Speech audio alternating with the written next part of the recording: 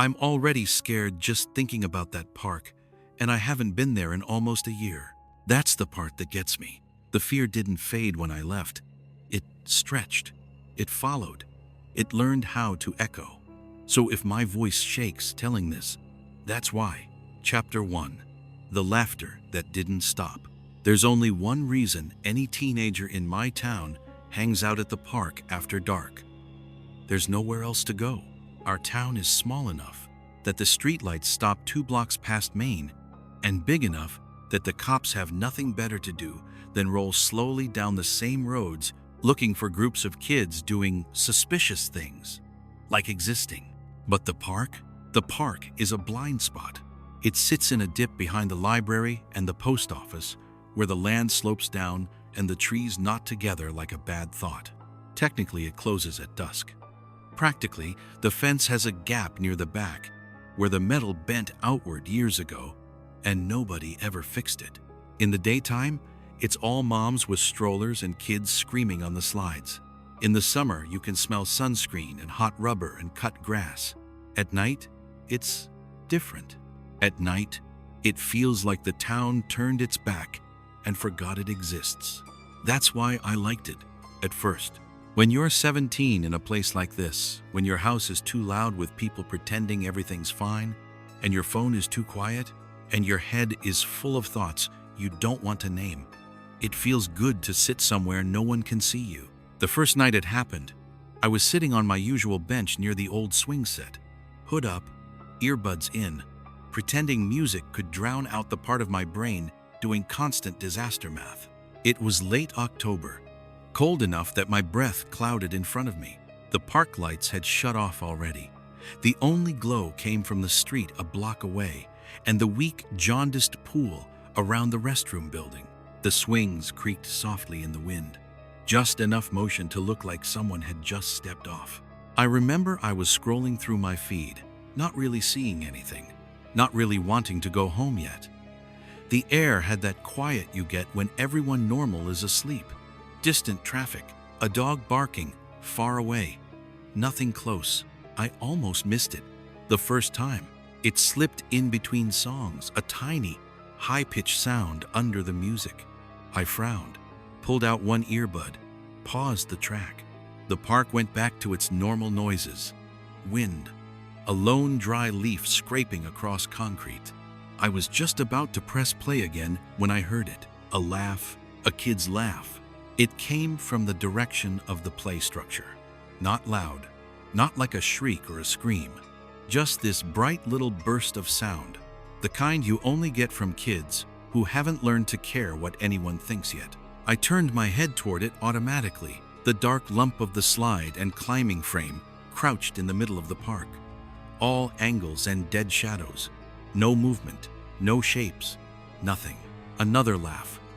The same, not similar.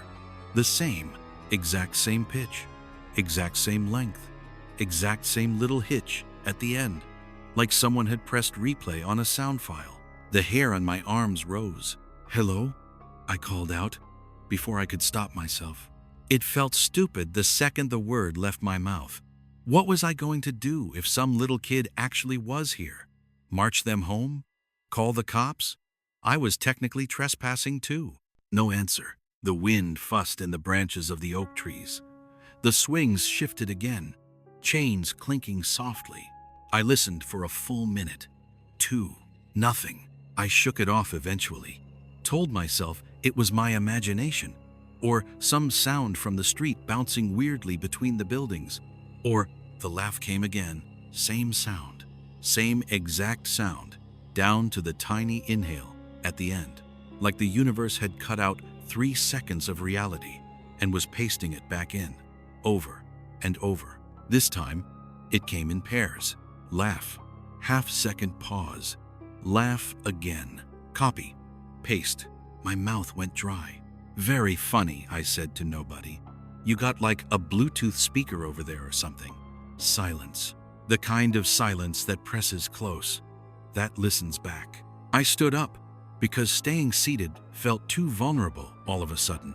My legs had that weird floaty feeling, like when you stand on a bus that's still moving. The path to the play structure was just a stretch of pale concrete, a little cracked in places where tree roots had pushed up from beneath. My sneakers made soft scuffing sounds as I walked, and every one sounded too loud. Halfway there, the laugh played again. Not from the play structure this time, from behind me, right over my shoulder. I spun so fast, I almost lost my balance.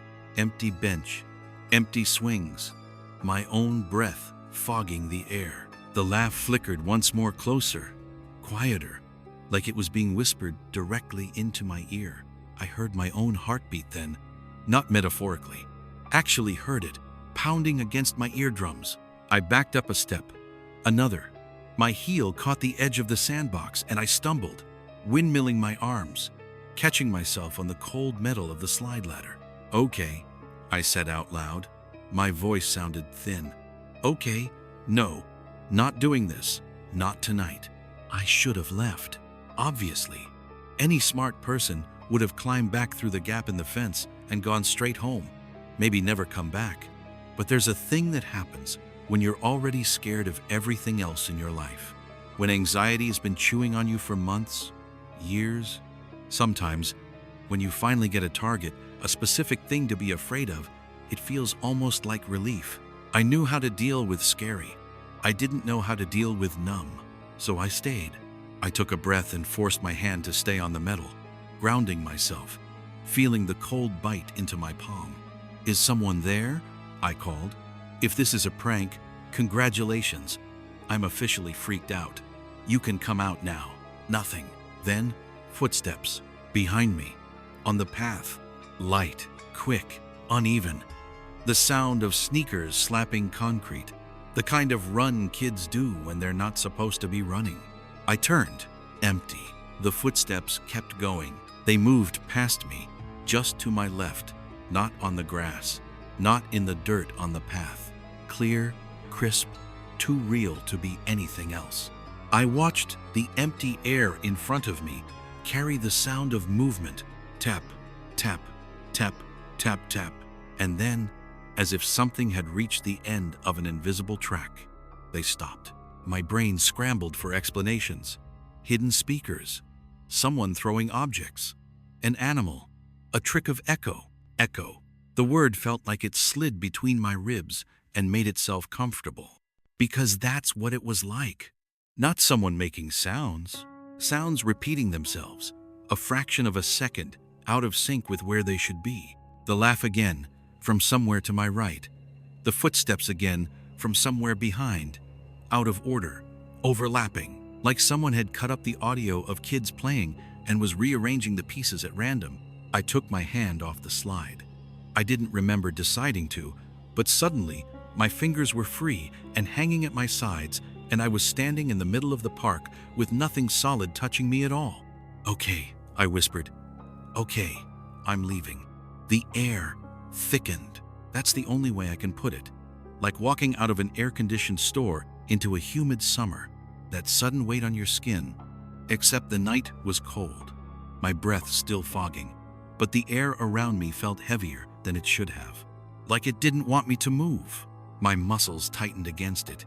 I lifted one foot, then the other, slow, like I was walking underwater. Behind me, the footsteps came again. This time, they didn't echo away. They followed. I didn't run. I want to be clear about that. Running would have made sense, but my body had gone into this weird survival mode where every movement felt like it had to be negotiated with the air itself. One step, another. My sneakers crunched on the gravel near the path's edge, and behind me, tap, tap, tap, tap, like someone shorter, lighter, was trying to match my pace but couldn't quite get the rhythm right. I didn't look back. Every instinct I had was screaming not to. The back of my neck prickled so hard, it felt like fire ants crawling over my skin. The wind had died completely. Even the trees were still, their bare branches frozen like they were listening. I kept walking toward the fence, only a few yards away. Just get there. Just get through the gap. Just. A laugh burst to my left. That exact same laugh. Same pitch, same cadence, same wrongness. It cut through the air like a glitch in a video file, too clean, too sharp, not shaped by anything with lungs. My vision tunneled. The edges of the world blurred. Nope. I grabbed the fence. My fingers curled into the cold metal, the little diamonds pressing sharp into my skin. When I pulled myself through the gap, one of the wires snagged my hoodie and tore it. A quick ripping sound that felt way too loud. The second I was outside the park's dip, the air changed. The heaviness snapped. Sound came back all at once. The distant buzz of a porch light. A car passing 2 streets over. Someone's TV through an open window. Normal, almost normal. But the laughter didn't stop. It repeated behind the fence. Softer now, like it was farther away, but not fading. Looping, over and over, like it was practicing. My breath came in fast, shaky pulls. My hands felt clumsy. I didn't get my phone out until I was halfway down the block, and even then, I couldn't find a name in the contact list to call. Who do you call for something like that? Ghostbusters? The cops? Your mom? I didn't call anyone. I just walked. Fast. My spine tight. My shoulders hunched. My ears straining for footsteps behind me. Nothing followed me home. Not that night. I avoided the park for a full week. I told myself I wouldn't go back. I told myself I was done with that place. That whatever happened was a one-off. Some auditory hallucination. Or a prank with speakers. Or something that would absolutely fall apart if I said it out loud to anyone else. But fear is a weird thing. It doesn't sit still. It moves. It grows edges. It whispers what-ifs at night when your room is too quiet. And every night that week, the same dream. I'd be back on that bench. The park would be empty, but not dark, lit by some pale, sourceless glow that showed everything in flat, drained color. Then the laugh. Always the laugh. Then the footsteps. Always the footsteps. And then a shadow. Small, child-sized, standing just behind the swing set, barely visible, just an outline, the suggestion of limbs and a head, like someone had cut a shape out of the dark and put it upright. It never moved in the dream, but in the morning, I always woke up with the sense that it had, like it had taken one step closer each night. By the 5th day, I couldn't take it anymore. Avoiding the park wasn't helping. It was like trying to avoid a noise you could still hear. The fear didn't shrink. It sharpened. So the next night, Friday, a little after midnight, I went back. The town was quiet, the way only tired towns get quiet. The streetlights hummed. The air smelled like cold metal and someone's fireplace. I kept my hoodie zipped up to my chin. My hands were cold even in the pockets. The park sat ahead like a dark mouth in the earth. Every step toward it felt like stepping into deeper water. I stopped at the fence. The bent gap yawned open, barely enough space for a person, unless that person didn't need space at all. I listened. The swings were still. The wind was dead. The whole place was holding its breath. I didn't hear laughter. Not yet. I ducked through the gap. The heaviness hit instantly. Like crossing an invisible line, my ears popped. My breath felt thick. The air inside the park wasn't just heavier, it was wrong. Like it had texture, like something was in it. Watching, I walked to the bench. The seat was cold enough that it felt wet. I sat anyway. Okay, I whispered into the dark. I'm here. If this is some kind of weird echo thing, or whatever you are, just do it. Get it over with. For a while, nothing happened. Just the creak of old metal shifting as the temperature dropped. My breath fogged and hung in the air too long before fading. Then, a single footstep right in front of me. I didn't see anything, but the sound was unmistakable light. Quick, the sole of a sneaker tapping concrete. Then another. To the left. Then another. Behind. Circling. Not fast. Slow. Curious. My heart hammered so hard I felt it in my teeth. My legs wanted to run, but I couldn't. I felt pinned to the bench by something I couldn't see. The footsteps stopped. Silence. Then, 3 inches from my ear. A whisper. Not a laugh this time. Not footsteps, a voice. Small, childlike, echoing wrong. "Why'd you come back?" I didn't answer. I couldn't. My throat had closed up like a fist. My breath caught somewhere high in my chest. The whisper was so close, I swear I felt the air move against the shell of my ear. But there was no warmth in it. No human warmth. "Why'd you come back?" the voice asked again, softer this time, testing me, measuring me. I forced myself to turn my head slow, terrified, every instinct howling not to. Nothing, just empty air. Empty space, but I could feel something there. Like walking into a spider web too fine to see but heavy enough to cling to your skin. The swings rattled behind me. I spun. They were moving. Not high, not wildly, just that tiny, gentle back and forth motion, the kind that should come from a light breeze. Except the air was dead still. And then the laughter came back. But not a loop this time. Not a glitch. This time it sounded like it was learning, shaping itself. Getting closer to human. A soft, breathy giggle that would have sounded normal if every instinct in me hadn't been screaming that it wasn't coming from lungs. It wasn't shaped by a mouth. It was shaped by imitation. "Stop," I said. My voice cracked in the middle. "Just stop."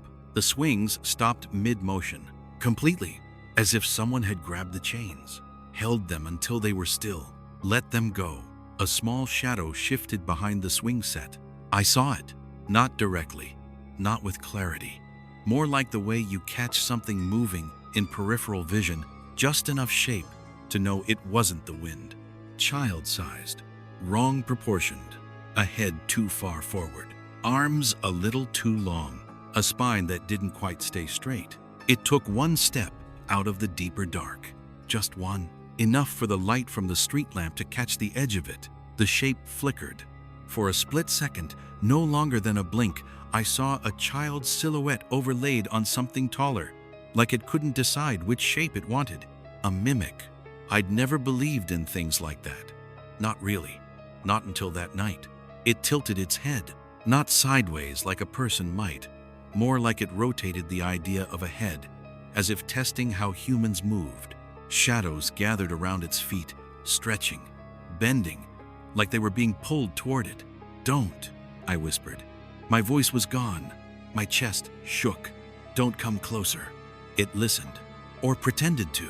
One of its hands lifted, not in a wave, not in a threat, but in this weird, uncertain motion, like a kid reaching for something on a high shelf, or like it wanted to touch my face and didn't know how far away I was.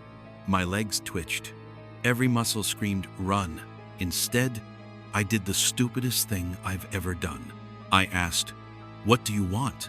The thing froze. The air thickened. All at once, the laughter cut out. The footsteps stopped.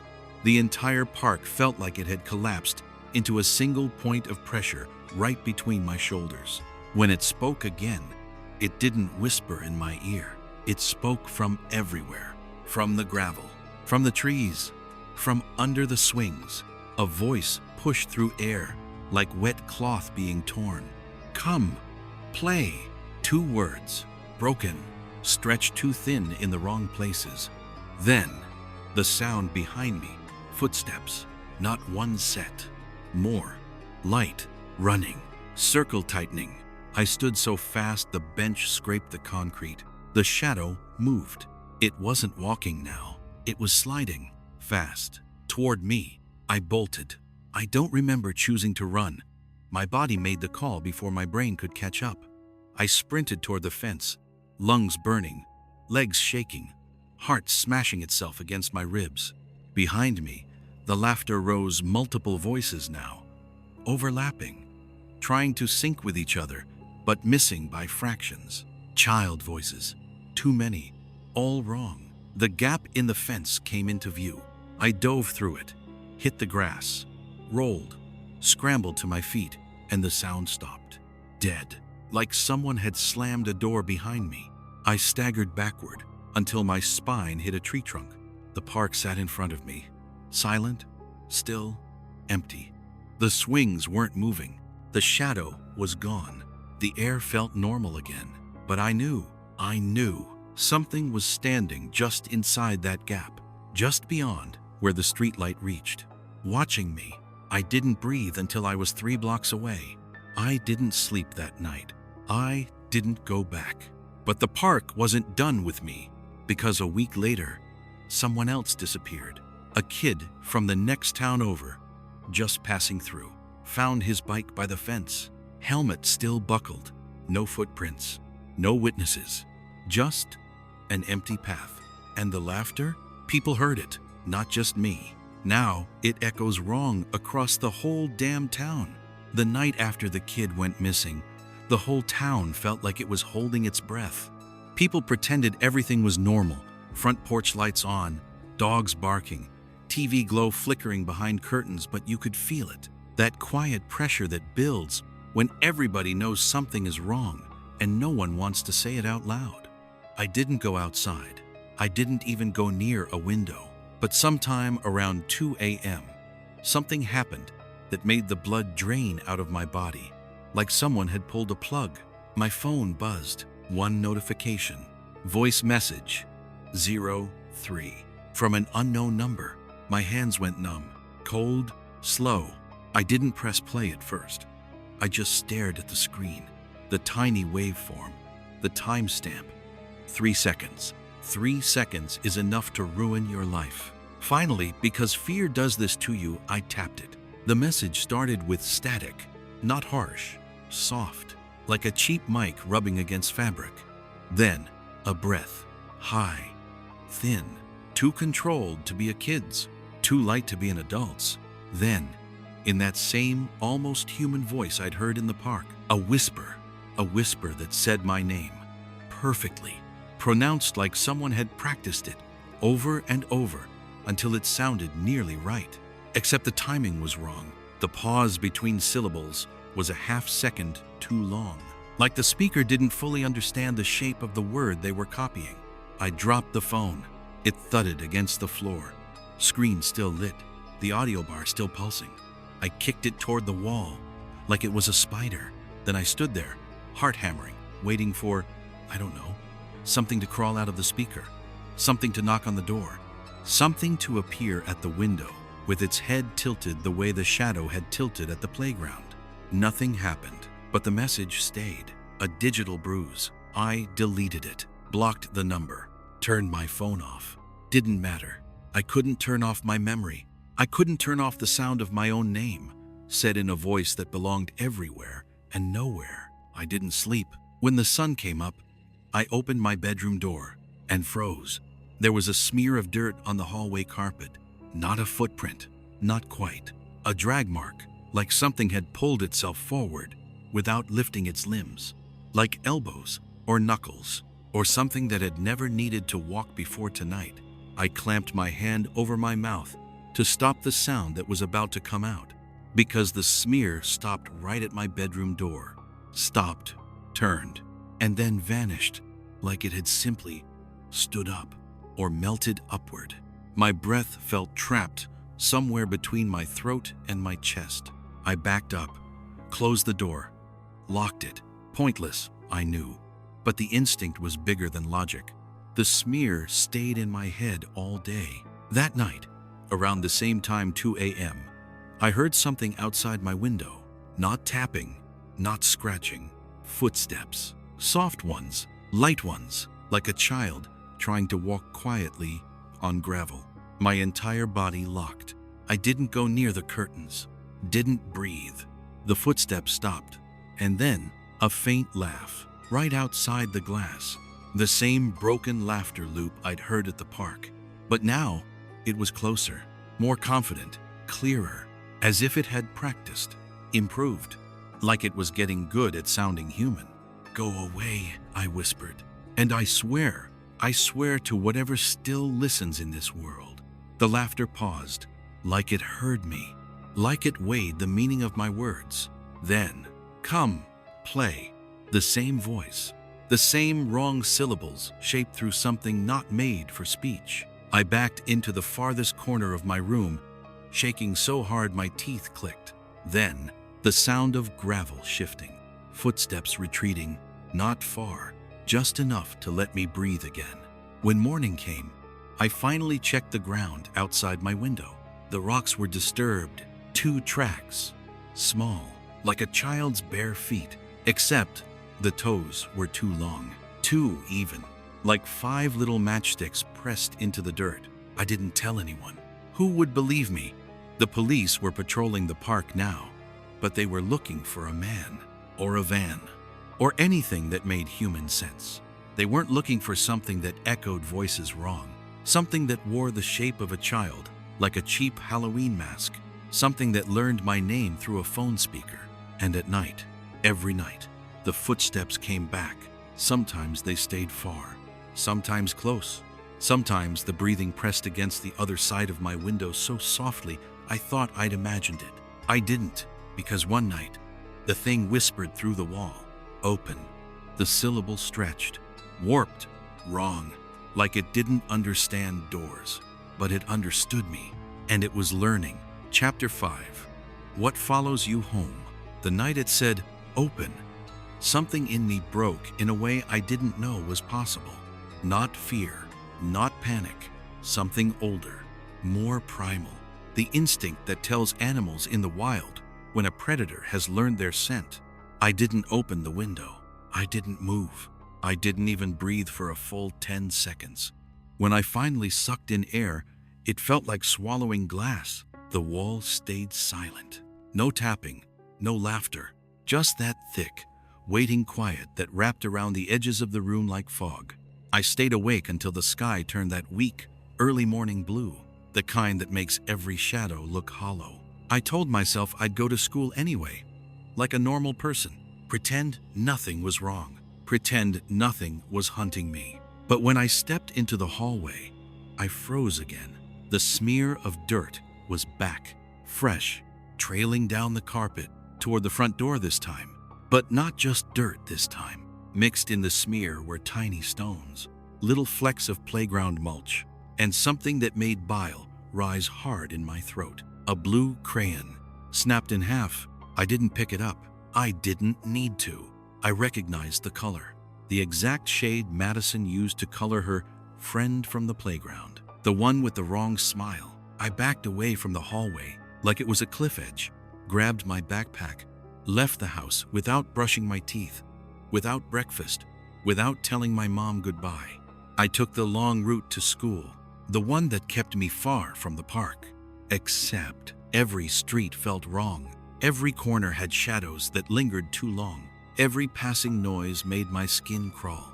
By the time I reached school grounds, my heart felt like it had been running ahead of me the whole time. I didn't tell anyone. Of course I didn't. How do you tell a teacher that something not human is leaving you gifts? Classes blurred. Words became noise. People's faces looked washed out, like they were too far away from reality to matter.